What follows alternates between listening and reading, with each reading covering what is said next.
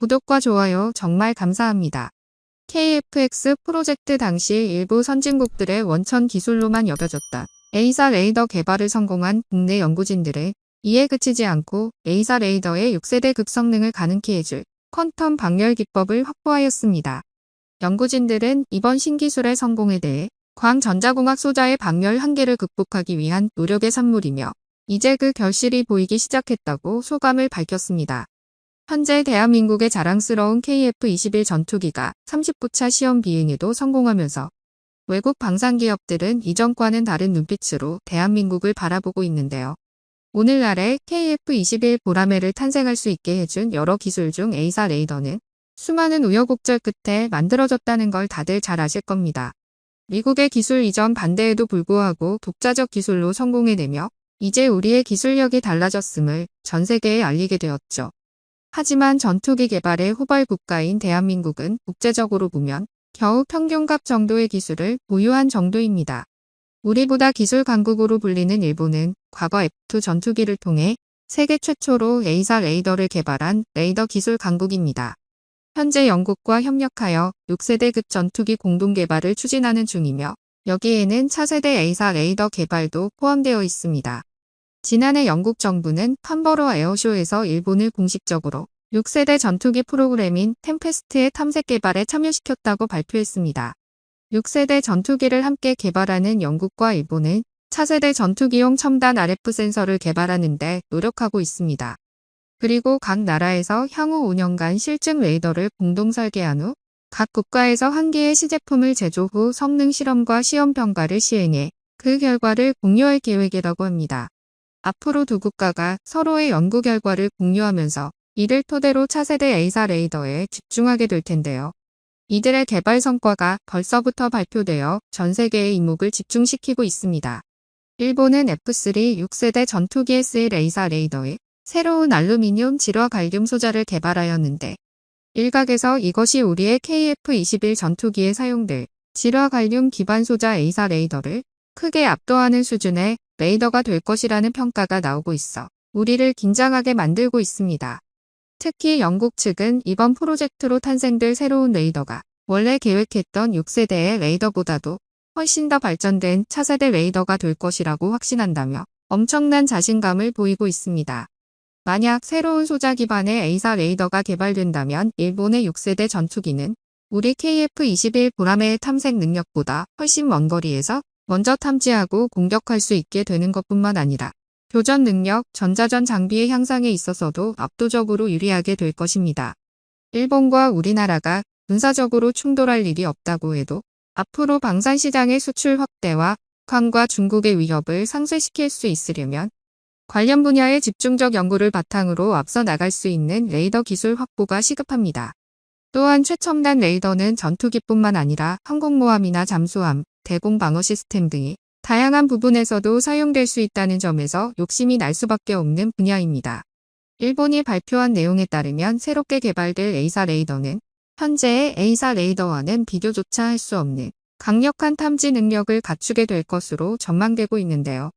하지만 현재까지 알려진 바에 따르면 아직 일본의 알루미늄 질화 갈륨 레이더 소자 연구는 기초 단계 수준입니다. 알루미늄 질화 갈륨 소자를 사용한 트랜지스터를 작동시키는 것만 성공한 것뿐이라서 이를 상용화하기 위해서는 상당한 시간의 추가 연구가 필요한 것으로 알려지고 있습니다. 이는 결국 누가 상용화 단계까지 먼저 도달해내느냐가 진짜 과제라는 것인데요. 알루미늄 질화 갈륨 소자를 상용화하기 위해서는 기존의 질화 갈륨보다 높은 열 발산 개수로 내뿜어지는 뜨거운 고온을 안정적으로 방열할 수 있을 때 상용화가 가능해지는 것으로 알려져 있습니다. 그런데 이와 관련한 연구가 한국에서는 이미 진행되고 있었으며 새로운 알루미늄 질화 갈륨 소자를 상용화하는 데 있어 가장 중요한 퀀텀 방열이라는 신기술 개발하여 일본도 아직 구현해내지 못한 연구 성과를 내었다고 하는데요. 반도체에서 잘 알려진 도핑 기법을 이용해 전자를 실리콘 기판에 미리 축적시켜둠에 따라 전자음양 포논 상호작용을 유도해 전자파가 복사되도록 구현하는 데 성공한 것입니다. 특히나 이번 연구 성과의 성공은 광학 분야 국제학술지인 옵틱스 익스프레스에 실렸을 만큼 큰 성과로 평가됩니다. 최근 반도체의 기술적 성장으로 고출력 고집 적화됨에 따라 소비 전력은 줄이면서 동시에 성능도 향상시켰습니다. 그러나 이 과정에서 칩의 발열 보안은 오히려 많이 늘어나 오작동 등의 문제를 일으키고 있습니다. 이러한 문제를 우리 연구진들이 새롭게 개발한 퀀텀 방열 기술로 반도체 핵심 소재인 실리콘에서 실험적으로 규명해냈습니다. 이번 연구 성과는 전기차 배터리, 인공지능, 디스플레이 분야 등 현재 모든 첨단 산업 분야에서 사용되는 반도체 시스템의 효율 및 수명 연장을 증가시킬 수 있는 핵심 요소로 떠오를 것으로 보이는데요. 퀀텀 방열 개념 방식의 열 제거 효과를 활용하여 완전히 디지털화된 새로운 차원의 A사 레이더를 먼저 개발해 우리 KF-21 보라매에 적용한다면 6세대 급 진화는 물론 미래의 한국형 전투기 사업에 큰 발판이 될 것입니다. 또한 압도적인 레이더 성능을 가진 무기들이 한국에서 개발될 가능성도 커지게 되었는데요. 과거 전쟁의 폐허에서 황무지였던 한국을 생각해 본다면 지금의 경제 발전과 과학적 기술을 쌓아온 것은 기적과도 같은 일입니다. 이번 개발로 블록2 KF-21 전투기의 A사 레이더 업그레이드를 기대해 볼 수 있게 되었는데요. 현재 미국은 5세대급의 스텔스 전투기를 넘어서 6세대급 전투기 개발이 시작되었으며 유럽이나 중국, 일본도 이에 발맞춰 따라가려는 움직임을 보이고 있습니다. 그러나 미국을 제외하곤 6세대급 전투기 개발에 밑그림조차 그려진 나라는 아직 없다고 보는 게 맞는데요. 6세대급의 전투기에 가장 필요한 것은 인공지능과 네트워크 통신 기능일 것으로 분석되기 때문에 이를 위해선 높은 성능과 열에 대한 안전성이 확보된 반도체 기술이 필요하게 될 것입니다. 특히나 스텔스 전투기와 무인 전투기의 다중 연계 비행에서는 반드시 확보해야만 하는 기술입니다.